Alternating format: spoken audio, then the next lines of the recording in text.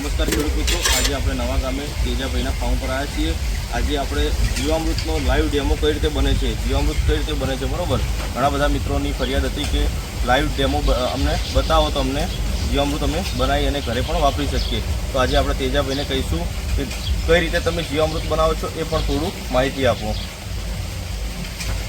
આપણે જીવામૃત બનાવવા માટે 1 ડ્રમ જોઈએ અને એ 180 લિટર જેવું ભરી દેવાનું અને એમાં ગાયનું ધરણ, ગાયનું ગોબર, ચણાનો આટો, દેશી ગોળ અને માટી 500 ગ્રામ આ વસ્તુથી આપણે તૈયાર 200 લિટર જીવામૃત તૈયાર થાય છે।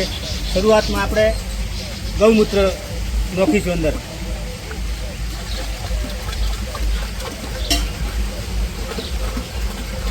આની અંદર 10 લિટર ગૌમૂત્ર નાખ્યું છે, બરાબર।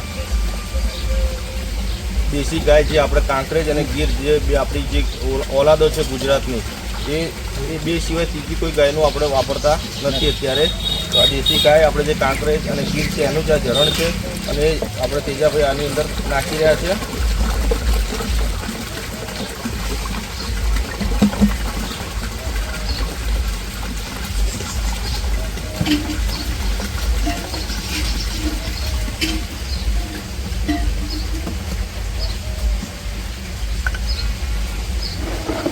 તો આની અંદર દેશી ગાયનું જે ગોબર હતું એની આપણે આખી પેસ્ટ બનાવી દીધી છે, રબડી બનાવી દીધી છે।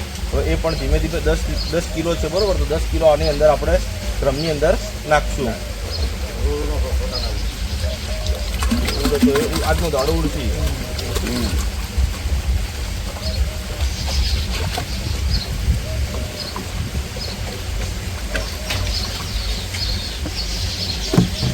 હવે આની અંદર 1.5 કિલો જે ચણાનો આટો લીધો છે એની પણ આપણે પેસ્ટ બનાવી દીધી છે, એ પણ તૈયાર જ છે। કમ્પ્લીટ હલાવી અને આની અંદર ગાગડા ના રહે એ રીતે આખી બનાવી અને આની અંદર નાખી દેવાની છે, જેથી કરી અને જે આના બેક્ટેરિયા છે, ઝરણમાં રહેલા બેક્ટેરિયા અને છાણની અંદર જે રહેલા બેક્ટેરિયા છે એને ખાઈ અને એની પેલું કરી શકે એમ।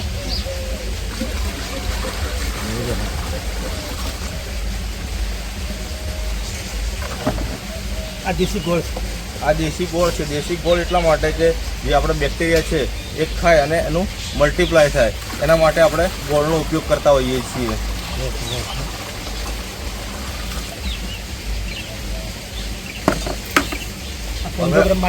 હવે અવાવરું જે જગ્યાની માટી લેવાની છે કે જે જગ્યાએ કોઈ દિવસ કેમિકલ ના છંટાણું હોય કે કોઈ પણ જગ્યાએ અવાવરું એટલે વડલા નીચેથી લઈ શકીએ છીએ। પછી બીજું આપણે જે વગડો હોય છે વગડામાંથી પણ આપણે માટી લઈ શકીએ છીએ। તેજાભાઈએ વડ નીચેથી માટી લાવી છે તો એ પણ આપણે એમના શેઢાપાળા અને વડ નીચેથી પણ માટી લઈ શકીએ છીએ। જે જગ્યાએ કોઈ દિવસ રસાયણ ના છંટાણું હોય એવી જ માટી લેવાની, કારણ કે જો અમે આની અંદર નાખતો તો જે બેક્ટેરિયા છે રસાયણ હશે તો બેક્ટેરિયા મરી જશે। તો તેજાભાઈ તમે માટી નાખવાની।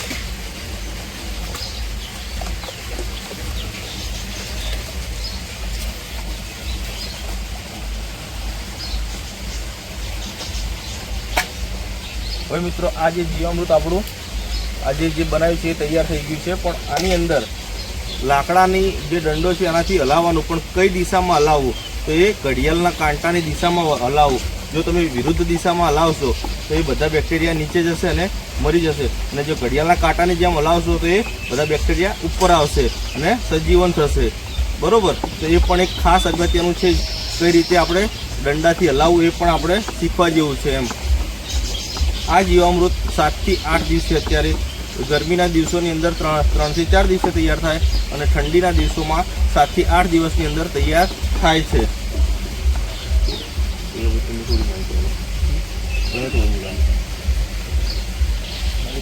તેજાભાઈને આપણે પૂછીએ કે તેજાભાઈ કેટલા દિવસથી અને કેટલા વર્ષોથી આ વસ્તુ વાપરી રહ્યા છે તેની પણ થોડી માહિતી આપે એમ। આપણે આ પ્રાકૃતિક ખેતી 5 વર્ષથી ચાલુ કર્યું હતી, સંપૂર્ણ ખાતર ઘટાડી અને 2 વર્ષથી બિલકુલ ઘઉં અને બાજરી પ્રાકૃતિક ખેતી કરું છું। બીજને પટ આપવાનો બીજામૃતથી, બીજનું જો વાવેતર કરું છું એ પટ આપીને વાવેતર કરું છું, બીજામૃતથી પટ આપવાનો। એ બીજામૃતનો પટ કેવી રીતે આપવાનો, તેની અંદર 100 કિલો બિયાણ હોય તો 5 કિલો ગાયનું ગૌમૂત્ર, 5 કિલો ગાયનું ઝરણ અને 50 ગ્રામ ચૂનો એ બધું ભેળવી અને થોડું પાણી નાખી અને 12 કલાક પડ્યું મેલી અને પછી એને પટ આપી શકાય છે અને પછી થોડું સોયલે સૂકવી અને એનું વાવેતર કરી શકાય છે। પછી ધન જીવામૃત માટે જે આપણે ઉકળાની અંદર જે છોડ હોય ને એને થોડું સૂકવી નાખવાનું અને થોડું ભાગી કોગળા હોય તો ભાગી અને થોડું સૂકવી અને એને જીવામૃત ભેળવવાનું. એમાં 40 લીટર 100 કિલોમાં જીવામૃત ઉપર નીચે કરી અને થોડું સૂકવી અને વાવેતરની અંતિમ ખેડ એટલે વાવેતર કરવાની છેલ્લી ખેડ હોય ને એમાં પૂંખી અને પછી વાવેતર કરવાનું. પછી બીજી રીતે આ જીવામૃતનો ઉપયોગ કરવાનો. તે પાણીમાં તમે પાણીની અંદર આપી શકો છો, ફુવારાની અંદર આપી શકો છો. આ બિલકુલ બેક્ટેરિયાની ફેક્ટરી છે. આ રીતે આપણે પ્રાકૃતિક ખેતી કરી શકાય છે અને આપણી જમીન પણ સમૃદ્ધ બને છે અને આપણે સારું અનાજ અને આપણા બાળકોને આપણે ખવાડીશું. માટે આ પ્રાકૃતિક ખેતી ખૂબ કરવી જરૂરી છે અને આપણે કોઈ ખર્ચો નથી, ખેતીમાં ખર્ચ ઘટે છે અને આપણે આ જમીન પણ સારી બને છે અને આપણે ખોરાક પણ સારો આપણા બાળકોને આપી શકીશું. અને આ રીતે દરેક ખેડૂતો જો આ પ્રાકૃતિક ખેતી કરે તો ભારતની અંદર આપણે કોઈ રોગ બીમારી રહેશે નહીં. મિત્રો તમે જોયું જીવામૃતનો લાઈવ ડેમો અને તેજાભાઈ બીજામૃતનો પટ આપી અને બીજ એમની માવજતથી તૈયાર કરે છે. ઘન જીવામૃત આપી અને જે ડીએપી આપણે વાપરીએ છીએ એની જગ્યાએ ઘન જીવામૃત વાપરે છે. એનો આખું ખેતર તૈયાર કરી અને પછી વાવણી કરે છે અને પાણીમાં દર પાણીની અંદર જીવામૃત જવા દે છે. તો એમનો આજે જે બાજરીનો પાક ઊભો છે પ્રાકૃતિક છે તો એ પણ આપણે જોઈશું અને કઈ રીતે વાવણી કરી છે એ પણ આપણે એમની પાસેથી માહિતી લઈએ.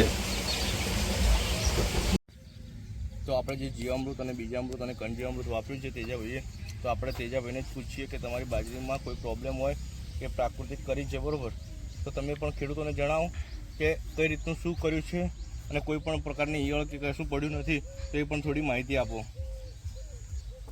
1 વીઘો પ્રાકૃતિક બાજરીનું વાવેતર કરેલ છે. સૌ પ્રથમ બીજામૃતનો પટ આપી અને આનું વાવેતર કરેલ છે. પછી વાવણી પહેલાં ધન જીવામૃતનો ઉપયોગ કરી અને પછી એને વાવેતર કરેલું છે અને જીવામૃત પાણી આપેલું છે. 1 વીઘાની અંદર મેં 6 બેરલ આપેલા છે અને આ બાજરી સારામાં સારી છે. કોઈ જાતની તકલીફ છે નહીં, બાજરીમાં કોઈ રોગ જીવાત પણ આવતું નથી અને એની ખાટી છાશનો પણ ઉપયોગ કરેલો છે અને બાજરી એકદમ સારામાં સારી છે.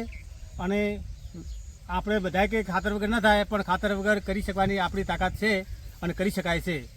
આ સારામાં સારો ખોરાક ખાવાથી આપણે અનેક પ્રકારના રોગોમાંથી મુક્તિ મળશે. અત્યારે ઘણા બધા રોગો શરીરમાં દાખલ છે, એનાથી આપણે ભોગ બની રહ્યા છે. એના માટે આપણે આ પ્રાકૃતિક ખેતી કરવી જોઈએ અને બીજા ખેડૂતોને પણ હું કહું છું કે પ્રાકૃતિક ખેતી તરફ આ રીતે પણ કાલે આવવું પડશે અને ઉત્પાદન પણ સારું મળવાનું છે. તો કેમેરામેનને કહું કે તમે બાજરી બતાવો તો કઈ રીતની બાજરી છે, શું છે, એની અંદર કોઈ પણ પ્રકારની ઈયળ કે કોઈ પણ પ્રકારનો ઉપદ્રવ જોવા નથી મળતો. તેજાભાઈ તમે બાજરીમાં ઈયળ ન પડે એના માટે શું ટ્રીટમેન્ટ આપી હતી? આપણા ખેડૂતો પણ એ પ્રકારે ટ્રીટમેન્ટ આપી શકે એમ. બાજરીની અંદર મેં નાની હતી ને, નાની 20-25 દિવસની હતી ત્યારે 10 ટનકે અપ અને ખાટી છાશનો ઉપયોગ કરેલો છે. પછી 1.5 મહિનાની છે એટલે પણ એનો મેં ઉપયોગ કરેલો છે. આ 2 વખત ઉપયોગ કર્યો છે તો કોઈ રોગ જીવાત કોઈ ઈયળે આવી નથી આ બાજરીની અંદર અને સારામાં સારું રિઝલ્ટ છે. તો તમે જોઈ શકો છો કે આપણે જે આયામો છે પ્રાકૃતિક ખેતીના બરોબર, જીવામૃત, ઘન જીવામૃત, બીજામૃત, 10 પાણી અર્ક, જે આપણા જે આયામો છે તેજાભાઈ બધા આયામો દ્વારા પ્રાકૃતિક ખેતી કરી રહ્યા છે. મિત્રો અત્યારે પ્રાકૃતિક ખેતીનો જે બાજરીનો ભાવ છે જે બજારમાં મળતી હોય છે એના કરતાં પ્રાકૃતિક બાજરીનો ભાવ ડબલ મળતો હોય છે.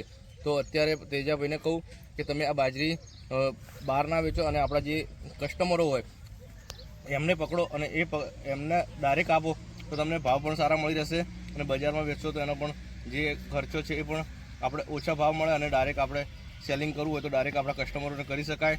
અને જો કોઈ પણને આ બાજરી જોઈતી હોય તો તેજાભાઈ એમનો નંબર પણ આપશે અને તમે ડાયરેક્ટ ખરીદી કરી શકો છો. તો તેજાભાઈ તમારો નંબર આપો અને પછી આપણે જે 10 પાણી અર્કની વાત કરી એ પણ આપણે થોડો બતાવીએ.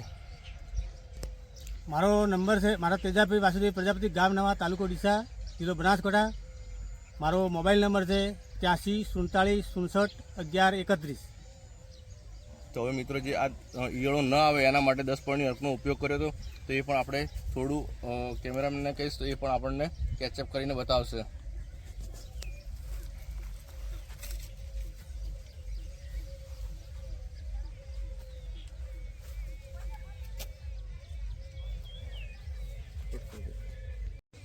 મિત્રો તેજાભાઈએ જે 10 પાણી અર્ક આપ્યું છે એ પણ તમે જોઈ શકો છો.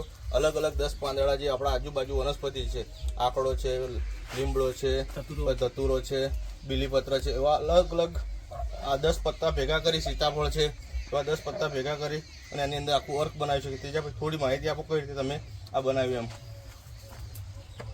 10 સરળકી અક, આકડો, લીમડો, ધતુરો, સીતાફળના પાન, આ બધી વનસ્પતિની અંદર આ બનાવેલું છે, બરાબર. અને જીવાત નિયંત્રણ માટે ખૂબ જ કામ કરે છે. મારે શાકભાજી છે એની અંદર પણ હું કોઈ દવા છોડતો નથી. આરી છોડું છું. ભાજીની અંદર પણ 2 સ્પ્રે મારેલા છે. મારે કોઈ રોગ જીવાત આવ્યું નથી. અને એનો ઉપયોગ સારામાં સારો ઉપયોગ છે. અને એ વનસ્પતિનો ઉપયોગ આપણે 10 સરળકીમાં ખૂબ મહત્વપૂર્ણ કામ કરે છે. તો મિત્રો તમે જોઈ શકો છો કે પ્રાકૃતિક ખેતી કેટલી મહત્વની છે અને દિવસે ને દિવસે રાજ્યપાલ અને આપણા જે વડાપ્રધાન નરેન્દ્ર મોદી સાહેબ છે એ પણ ઘણો બધો ભાર મૂકી રહ્યા છે કે પ્રાકૃતિક ખેતી કરો. અને પ્રાકૃતિક ખેતી હું એટલા માટે નથી કહેતો કે કોઈ આપણા ઉપર ભાર મૂકે.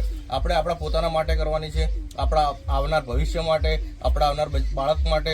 અને વધુ તો એ જ કે આપણી જમીન જે બંજર બનતી જાય છે તો જમીન બંજર ના બને એના માટે પણ આપણે પ્રાકૃતિક ખેતી આજે નહીં તો કાલે કરવી પડશે. અને મારું તો સ્વપ્ન એવું છે કે આપણા બનાસકાંઠાની અંદર સૌથી વધુ પ્રાકૃતિક ખેડૂતો તૈયાર થાય અને પ્રાકૃતિક ખેતી કરે તો એ આપણે આખું એક લક્ષ્ય તરફ આગળ વધી શકીશું. અને મિત્રો પ્રાકૃતિક ખેતી તેજાભાઈ જે કરે છે એ રીતે દરેક પ્રકારના આપણે જે એના જે છે આયામો એ વાપરી અને આપણે પ્રાકૃતિક ખેતી કરી શકીએ. ભારત માતા કી જય. જય જવાન, જય કિસાન, જય ગૌ માતા.